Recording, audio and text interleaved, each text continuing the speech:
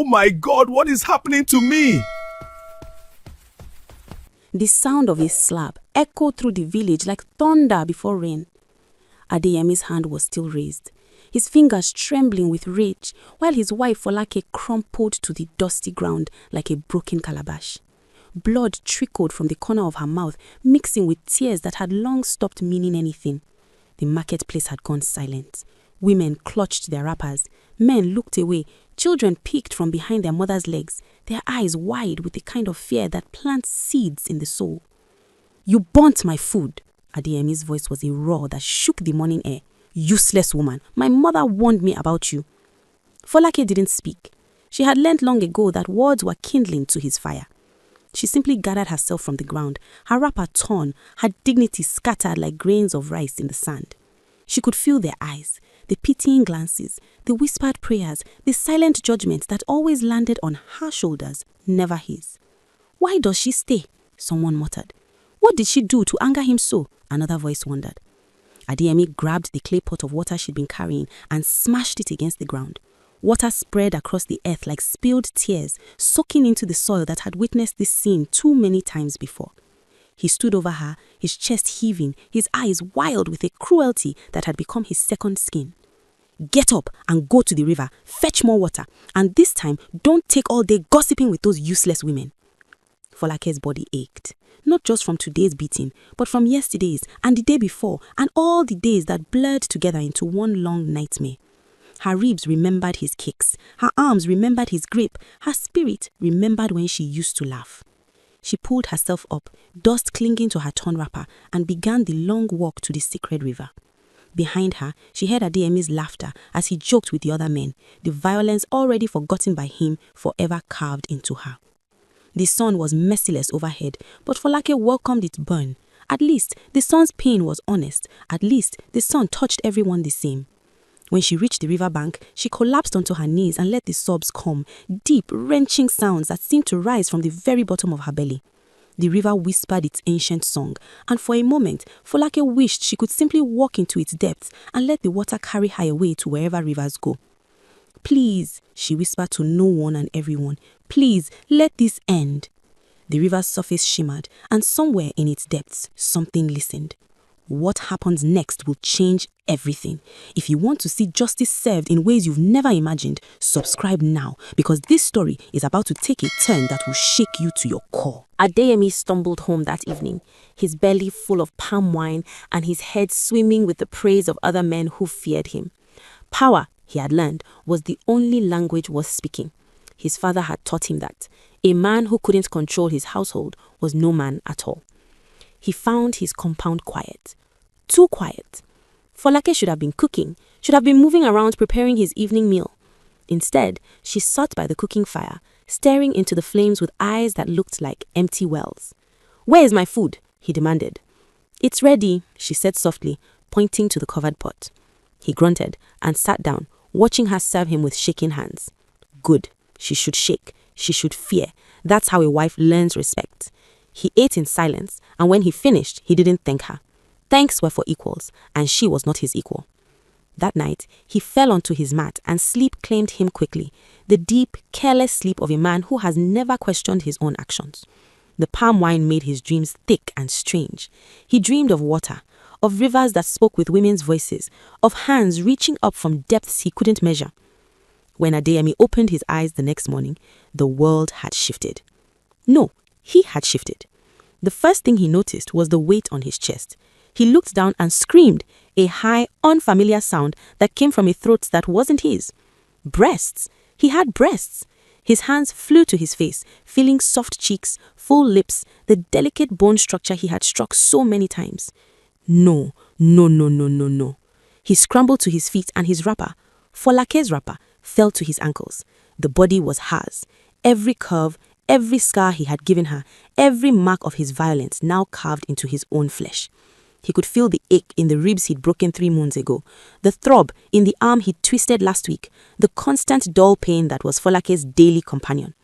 Across the room, someone stirred. Adeyemi watched in horror as his own body sat up, stretched and smiled. But the smile was wrong. It was gentle. It was Folake's smile wearing his face. What is this? What have you done?" he stammered in Folake's voice. The person in his body stood and walked to the water pot, moving with a feminine grace that looked bizarre in his muscular frame. When she spoke, it was with his deep voice, but the words were all Folake. The river goddess heard my prayer, she said simply. She has given us both a gift. A gift? Change us back right now! Folake, in his body, turned to face him, and for the first time in their marriage, she looked at him without fear. It was the most terrifying thing Adeyemi had ever seen. "Oh, my husband," Folake said, and her smile in his face was sharp as a knife. "Forgiveness must be earned, and you, my husband, you have much to learn." She moved toward the door, carrying herself with the swagger he used to wear. "Now get up, the water pots won't fetch themselves, and Adeyemi," she used his name like a weapon, "don't burn my breakfast."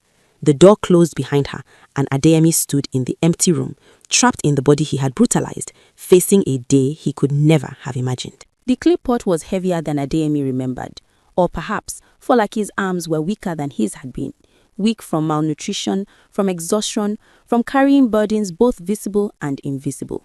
He hoisted the pot onto his head, feeling his neck strain under the weight, and began the walk to the river.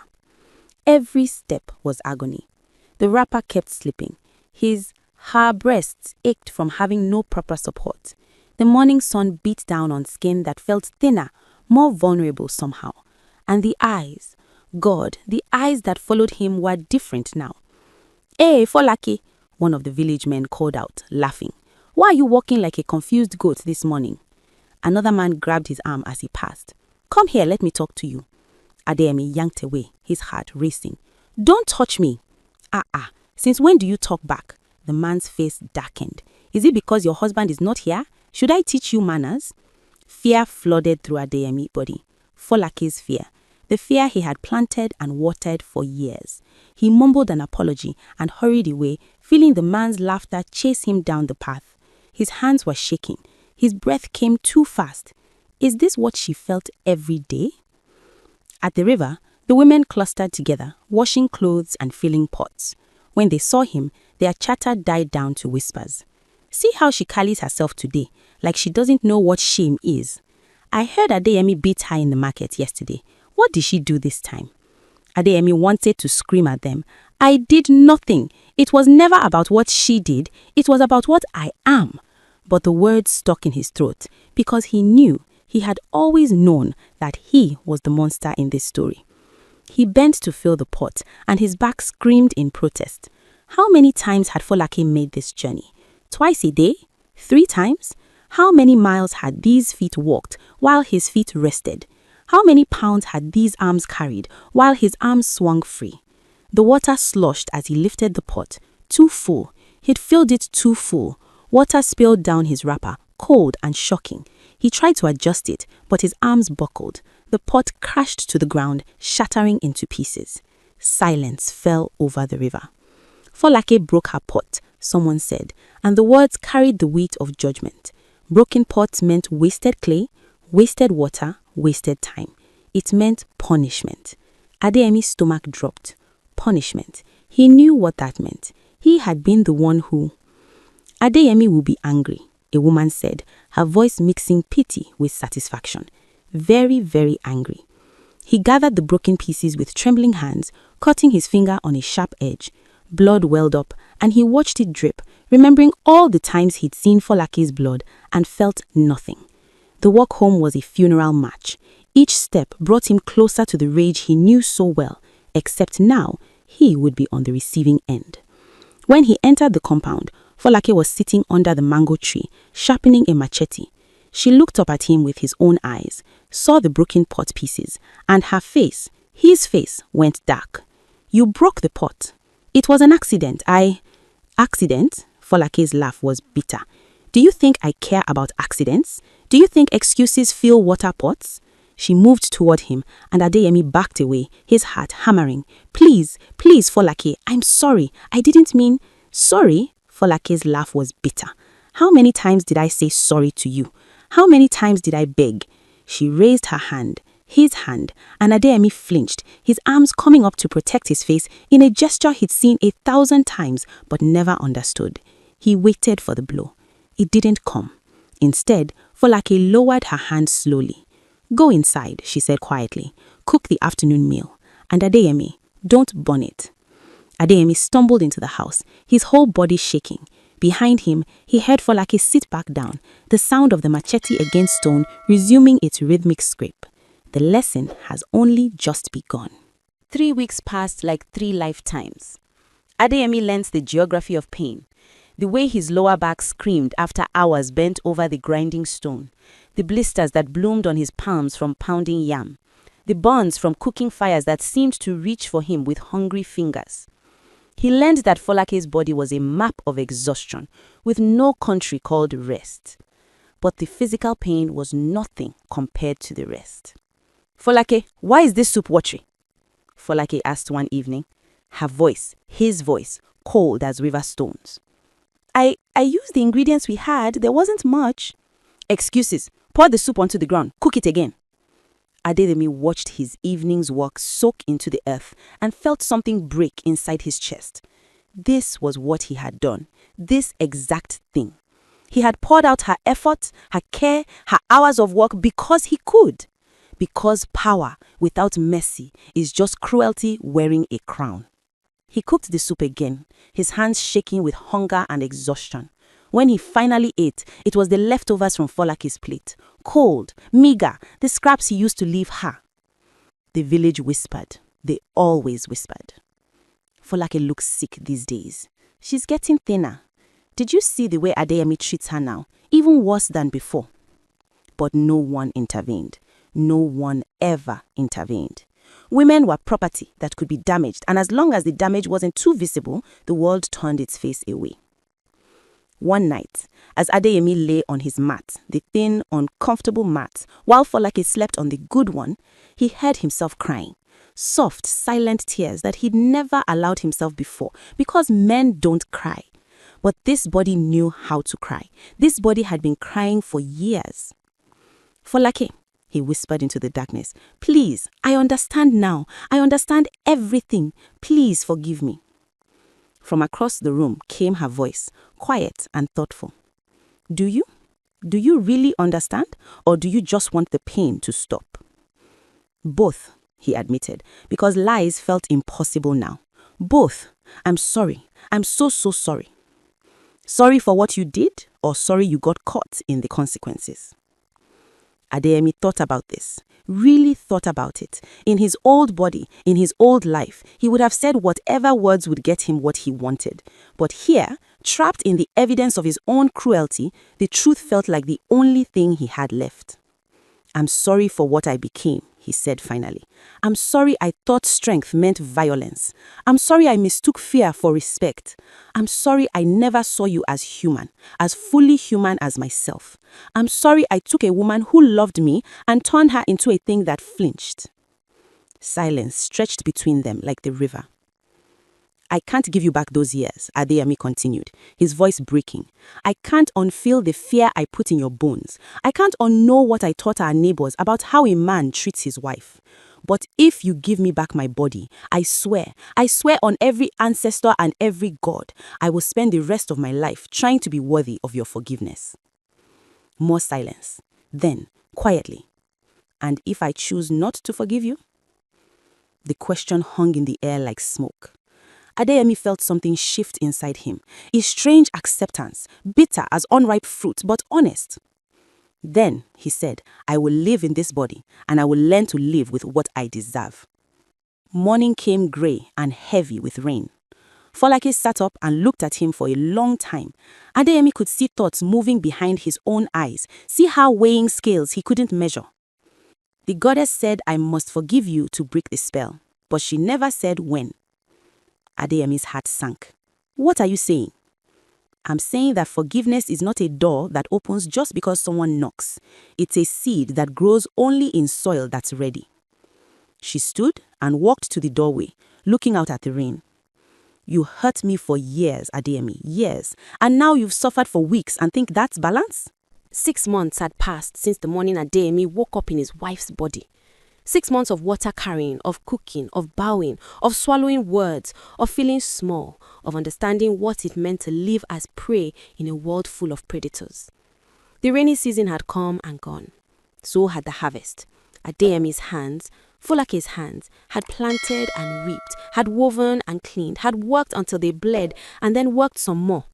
His spirit, once so proud and loud, had been ground down like grain on a stone until only the essential remained. Folake, in his body, had been teaching the village in her own way. She greeted everyone with respect. She helped the elderly carry their loads. She spoke kindly to children. Slowly, the men began to whisper, Adeyemi has changed. He doesn't beat his wife anymore. See how gentle he's become? That's a real man.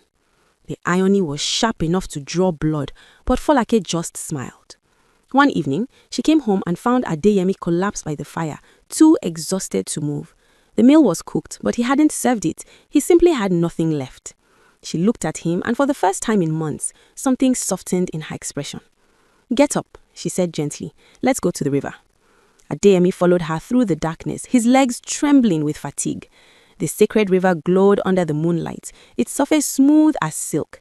They stood on the bank where Folake had prayed all those months ago. I've been thinking, Folake said quietly, about forgiveness. Adeyemi's heart began to race. For months I watched you suffer. I watched you learn what I learned, feel what I felt. And do you know what I discovered? She turned to face him. Revenge is sweet at first. It tastes like justice, but after a while, it just tastes like ash. Adeyemi, let me finish. Her voice was firm but not unkind. I wanted you to hurt like you hurt me. I wanted you to know in your bones what you had done. And now you do. You know. I can see it in your eyes. Those eyes you used to blacken with your fists. Tears streamed down Adeyemi's face. I'm sorry. I will be sorry until the day I die. I know you are. I can see that too. Folake looked up at the stars, then back at him. But here's what I've learned. Forgiveness isn't about whether you deserve it. It's about whether I deserve to be free of the anger that's been eating me alive. She knelt by the river's edge and placed her hand, his hand, in the water. I've been carrying your cruelty like stones in my pockets, letting it weigh me down even after the goddess gave me power. And I realize now that's just another way of letting you win. The river began to shimmer, that same otherworldly glow from months before. So here's my decision, Folake said, steady. I forgive you, not because you've earned it through suffering, but because I choose to put down the burden. I forgive you so that I can be free. She paused, and her next words came out sharp and clear. But forgiveness is not the same as forgetting. Forgiveness is not the same as trust, and forgiveness is definitely not the same as going back to how things were. I don't want things to go back. I never want to be that man again, Adeyemi said. Then prove it. Not to me. To yourself, to the village, to every woman who flinches when her husband raises his voice. Prove that a man can change. Prove that strength without compassion is just weakness wearing a mask. The river goddess rose from the water then, magnificent and terrible, her eyes ancient as stone. The wife has spoken forgiveness, the goddess said, her voice like rushing water. The spell will break. But hear me, Adeyemi, I will be watching. If you raise your hand in violence again, if you let cruelty back into your heart, you will not wake up in her body next time. You will wake up in the river, and the river does not forgive twice. I understand, Adeyemi whispered. The goddess smiled, terrible and beautiful. We shall see. The world spun. Light and darkness twisted together like wrestling snakes. When Adeyemi opened his eyes, he was looking up at the stars from his own face, feeling his own broad chest rise and fall, his own strong arms trembling with something that wasn't weakness. Folake stood a few feet away, back in her own body, her wrapper wrapped properly, her head held high. They looked at each other across the space between them, a space that felt like an ocean, like a bridge, like a question waiting for an answer. What happens now? Adeyemi asked. Folake considered this. Now you go home and think about the man you want to be, and I go home and think about the woman I've always been but forgot how to see. Will you please let me try to be better, to be worthy? That's not my job anymore, Folake said, and there was power in her voice that hadn't been there before, or perhaps it had always been there, just beaten into silence. My job is to build a life where I'm safe, where I'm respected, where I'm seen. What you do with your second chance is between you and the goddess. She turned and walked away from the river, her steps sure and steady. Adeyemi watched her go, this woman he had broken and who had somehow found a way to remake herself from the shards. 2 years later, the village still tells the story of Adeyemi's transformation. Some say the river goddess cursed him, some say she blessed him, some say Folake has magic in her that bent a cruel man into something better. Folake lives in her own compound, her own space, her own life. She weaves cloth that people come from 3 villages over to buy. She teaches young girls that their worth is not measured in a man's approval. She laughs freely, and when she walks, she doesn't look over her shoulder. Adeyemi lives quietly, humbly. He works his farm and helps his neighbors. When he sees a man raise his voice to his wife, he speaks up, gently but firmly. Brother, there's another way. Some men listen, some don't, but he keeps speaking because silence is complicity, and he's been complicit long enough. Do they ever speak? Sometimes, brief exchanges in the market, polite greetings at festivals. There's no romance, no reconciliation, no tidy ending wrapped in forgiveness's pretty paper. And that's the thing about justice, real justice, not the kind from fairy tales. Sometimes the person who was hurt gets to walk away. Sometimes the person who caused harm has to live with the gap they created, the bridge they burned, the love they murdered with their own hands. Folake chose freedom over forgiveness's false promise of restoration. She chose herself, and in choosing herself, she became the hero of her own story. Was she right? Was she wrong? Should she have given him another chance after he learned his lesson? Should forgiveness come with reconciliation, or can it stand alone, complete in itself? The river knows the answer, but the river keeps its secrets. And perhaps that's how it should be, because some questions aren't meant to have easy answers. Some stories aren't meant to end with everyone happy. Some justice is served cold, and some wounds, even when healed, leave scars that teach us who we want to be. So what do you think? Did Folake do the right thing? Should she have taken him back after he changed? Or is some damage too deep to repair? Drop your thoughts in the comments below. And if this story made you feel something, hit that subscribe button. Share this tale with someone who needs to hear it.